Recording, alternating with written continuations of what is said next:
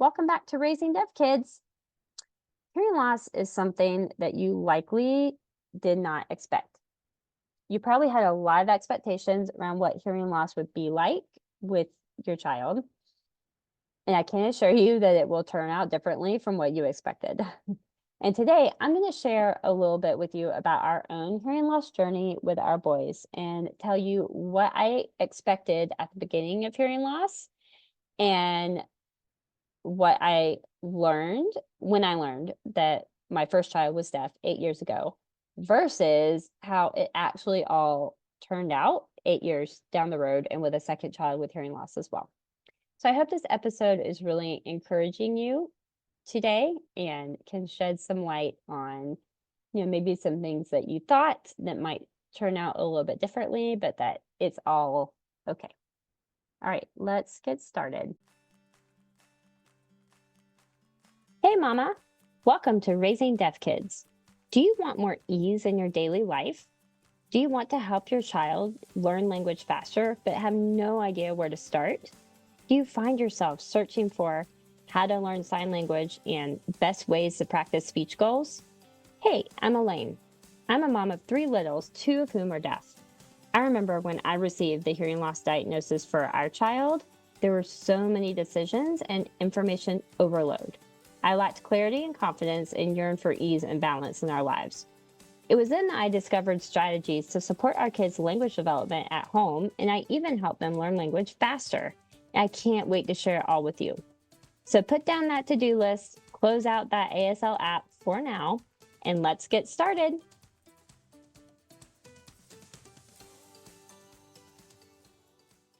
Did you know that I have a free community of women just like you? Busy moms who want to help their kids learn language faster while still getting all of the things done in the house each day. In the community, we share strategies to help our kids learn language faster and lean on each other for encouragement and support in this up and down journey of hearing loss with your kids. If you haven't found your community yet, then welcome home, mama. Come join us at facebook.com/group/raisingdeafkids. So, in case you didn't know, we have 3 children, and 2 of our children, our 2 boys, were born with hearing loss. They are not twins. They were born 2.5 years apart, but they were both born with a rare genetic condition that has never shown up anywhere in our family before. And it showed up 2 times in a row in our kids. And this genetic syndrome caused both my boys to have profound sensorineural hearing loss. They both received cochlear implants. My oldest does listening and spoken language. My 5-year-old, my middle child, he uses ASL to speak. He has a small cochlear nerve, and so he doesn't necessarily have full access to language, even with his cochlear implants, because the sound doesn't necessarily travel as well down the cochlear nerve from the cochlear implant. And so we think he understands a lot, but at least expressively, he uses sign language, and we use it along with English, spoken English, to help him, get the full message and understand. And, hearing loss has not showed up in our family at all. Like I said, this genetic syndrome has never been expressed in our family. It passed down through who knows how many generations at this point. And no one in our family ever experienced hearing loss, like as a child. And so this was completely new and different. And I'm going to be honest, a complete shock for our family. I never in a million years, when I decided that I wanted to have kids, which I've always wanted to have kids, I've always wanted to be a mom. Somehow you don't factor into those plans that you're going to have a child with special needs or that you're going to have a deaf child.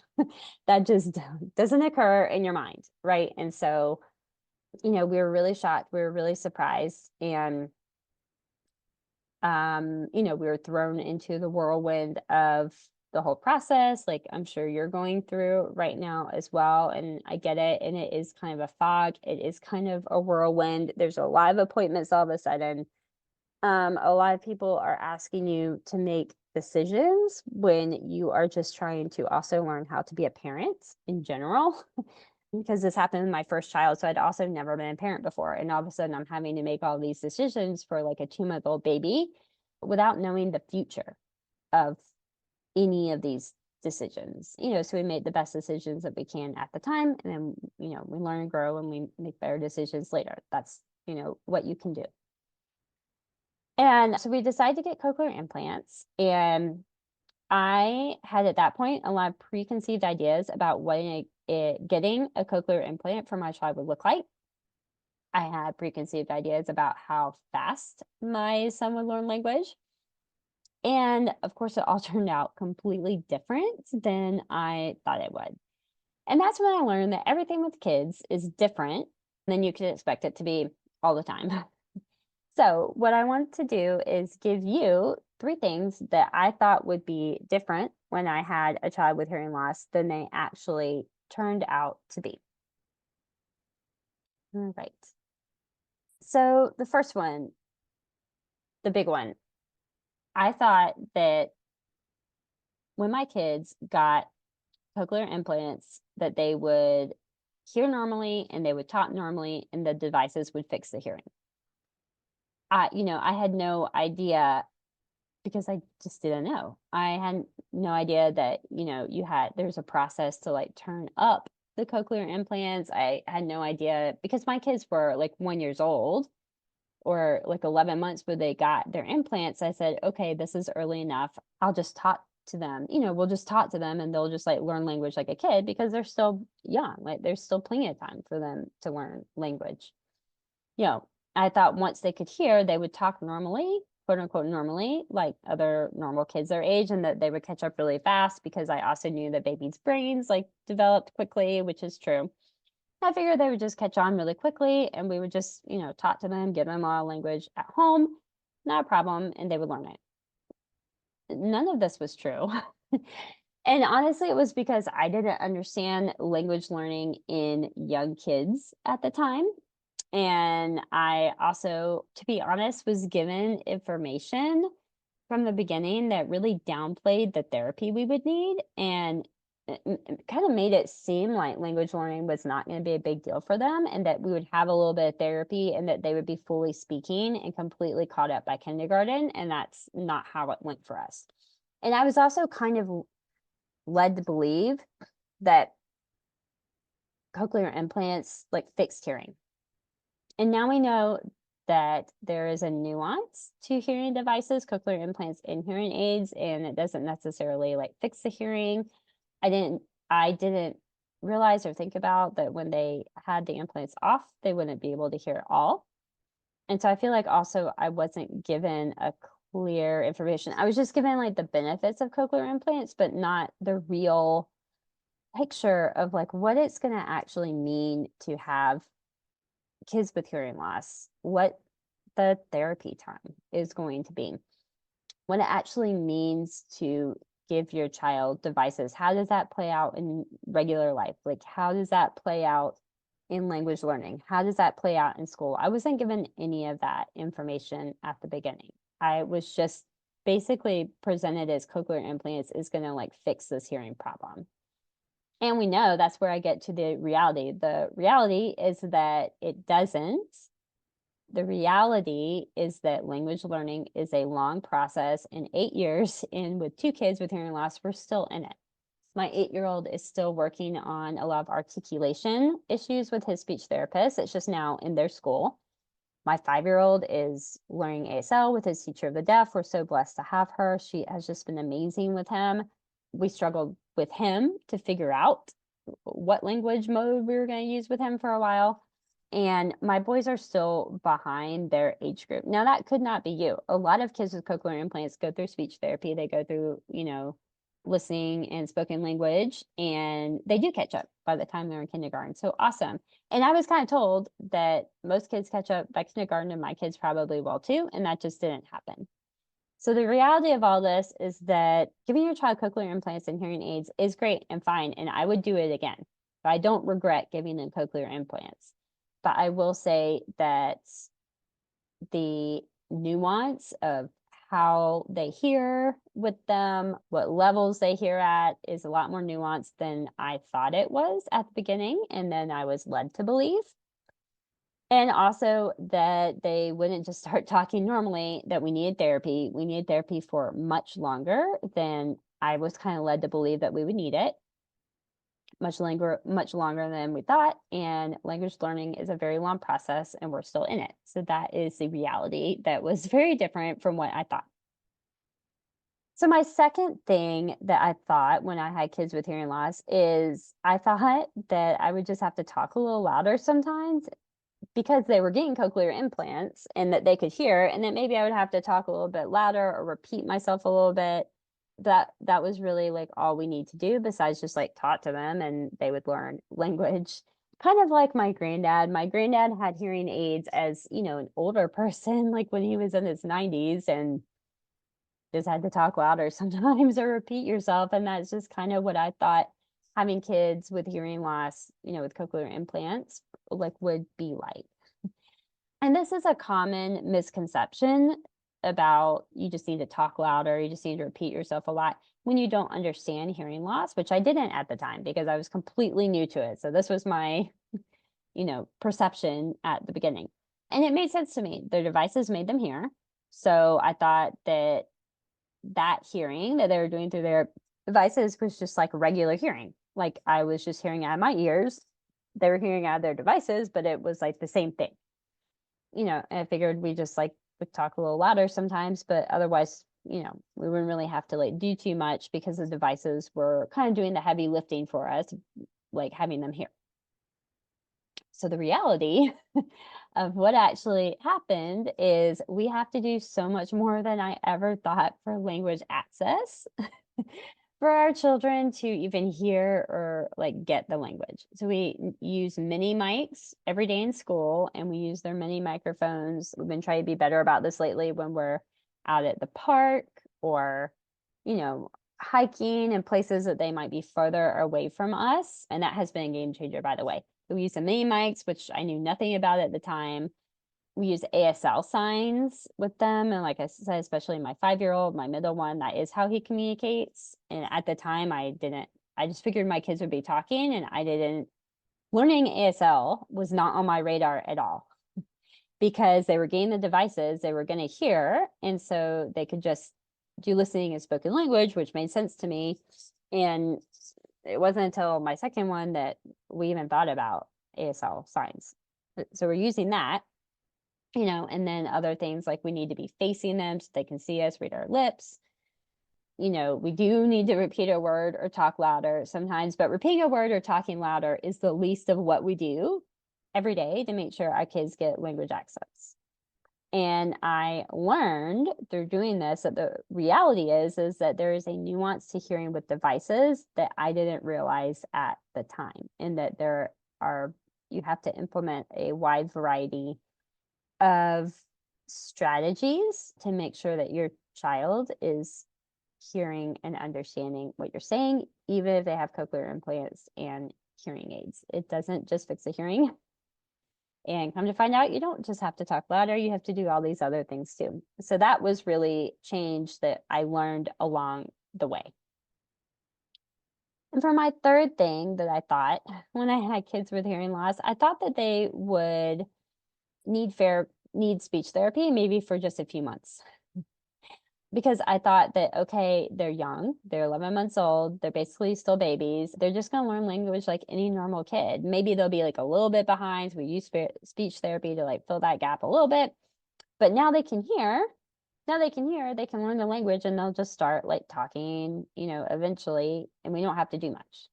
Right. So I actually thought, and once again, I don't believe by anyone's fault, but I don't believe that I was given really good information and expectations about the therapy process and commitment to therapy that having a deaf child would involve.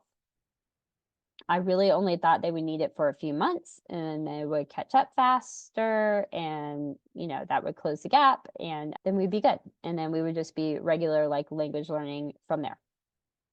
So the reality is that my children still need speech therapy 8 years in to this process. I mentioned earlier that my 8-year-old is still working on articulation, which is pretty normal come to find out, with deaf and hard of hearing kids.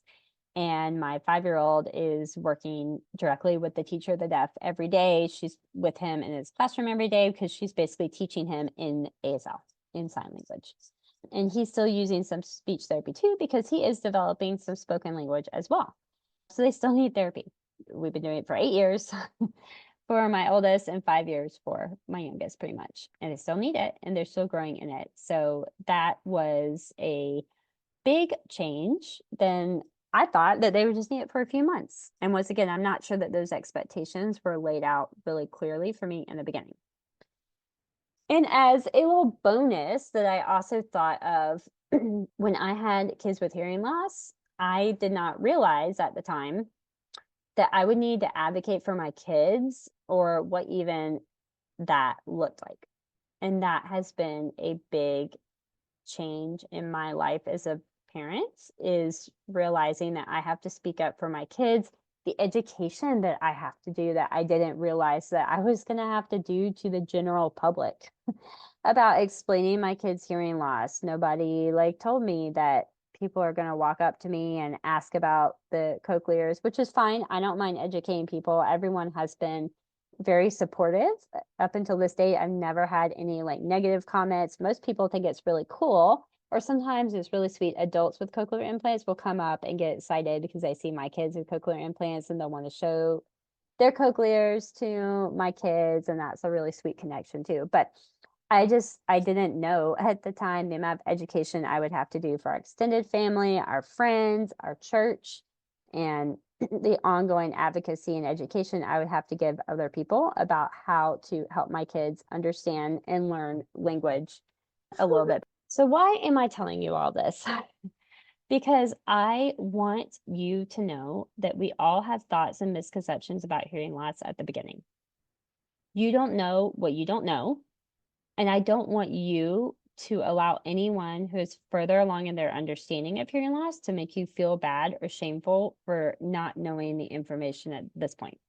And I want to tell you all of these things that I didn't know this stuff. I had no idea. I was in no way prepared to have a child with hearing loss, and I learned along the way. I've been doing this for 8 years with 2 kids with hearing loss and 1 typical hearing child. But I learned as we went, and you will too. You will learn as you go along. You will change and you will learn along the way. And I'm right here to support you every step of the way. But I want to normalize this for you. And I want you to go ahead and have better expectations than I did at the beginning. So, the reality isn't meant to be a downer to you. It's actually meant to be encouraging, because also my kids are thriving. They're doing great. They have such sweet friends, great teachers, great IEP teams. We've always, had the exact correct therapist that we needed at the time. So everything is going great. But I just want you to understand a little bit more of the reality that I didn't understand at that point and that nobody told me. And so reality kind of hit me in the face a little harder because the right expectations were not set up from the beginning for me. And so I don't want to hit you in the face with reality. I don't. But I want to just give you the right expectations from the beginning so you can have the right mindset going into this, that this is a longer process than you probably think it's going to be. And that's fine. And that's normal. And once again, I'm right here to support you every step of the way. In fact, I would love to support you in our Raising Deaf Kids Facebook community. Me and other parents in there that are in your same stage of parenting at the beginning of hearing loss love to support you in language learning for your child and, anything else that comes up about hearing loss along the way for you. So you can go right now and join that community at facebook.com/groups/raisingdeafkids. And I hope this episode today did calm your soul. And I know as parents, we want the absolute best for our kids. And unfortunately, kids, especially kids with hearing loss, do not come with a handbook. And I want you to know that simply by being here and listening, you are doing a great job as a mom because you're learning and trying to find better ways to help your child. And I'm so proud of your efforts. I'm so glad that you're here. And friend, real quick before you go, I want to hear from you in my Facebook group, but also I have another really fun way for you to get a quick 1-minute coaching quickie. So leave me a message on Speakpipe. You can ask a question and I'll answer it live on the podcast. Or you can let me and others know how the how the podcast has impacted you and your family, and I would love to hear from you and your testimony. I'll air your message or your question live on the podcast each week. So there you go. 5 minutes of fame. 1 minute of fame. Go to raisingdeafkids.com/contact right now to leave me a message. And I will see you later in the week. Bye. Hey, Mama. I hope you enjoyed today's episode. If so, would you take 30 seconds and subscribe to this podcast? I never want you to miss an episode and to be without valuable information to help you and your family. Also, please leave a quick written review for the show on Apple Podcasts. It lights me up to know this podcast is helping you. Now go check off the rest of your to-dos so you can love on your family today. And I'll meet you here every Tuesday and Thursday for podcast episodes to support your whole family in language learning. Ciao, Mama.